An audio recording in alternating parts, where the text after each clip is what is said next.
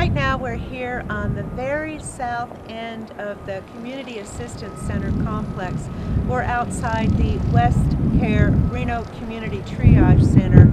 You hardly know that this center is here. There's just a small paper note on the door that says, "Please knock." But this center has done a lot to help people in this community.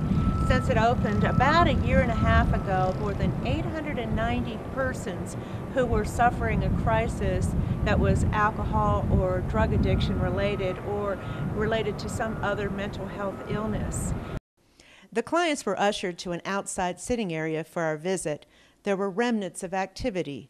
A volunteer comes here to do art therapy with the clients who are working their way out of an addiction or mental illness. The director, A.J. Coronella, has seen a lot of successful transitions since she opened the triage center. A couple who came through here separate times, heroin users for about 30 years. They've been married or together for like 20-something years. Hardcore heroin users, suicidal. They just got to the end of their rope. They came to Reno to get jobs and found there weren't any. And they decided that they were going to kill themselves. And a friend intervened and brought them here. And now they are getting their own apartment. They've both gone through rehab. They're clean. The city built the triage center as part of its efforts to provide comprehensive services here at the Community Assistance Center. AJ says the center is a more cost-effective alternative to jail or emergency rooms. And the emergency rooms, oftentimes when a person shows up in the emergency room and it's determined they don't need that level of care, they'll call us. We'll go pick that client up and then bring them back here to save on ambulance costs, that sort of thing. So we'll transport them back here and detox them medically. We do know that we've got people that if they're not being serviced here, they're going to be incredibly expensive to the emergency room system.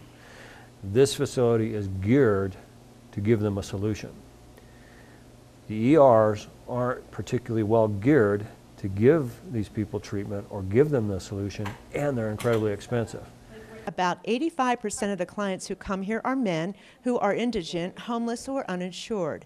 People can walk in, but many are escorted by the Reno police. This is a huge step forward for law enforcement, but also mainly the community. This facility is open 24 hours a day, 7 days a week, and it's kind of a one-stop shop where we can bring people that have a variety of different problems. And so instead of me on the streets trying to figure out what to do with somebody when they're in some sort of crisis and then trying to take them to the appropriate place and hope that it's open, we bring them here.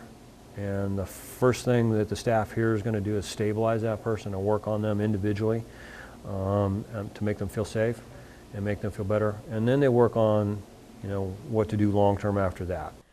O'Brien says the #1 addiction is alcohol. There has also been a huge increase of addicts doing heroin and prescription drugs.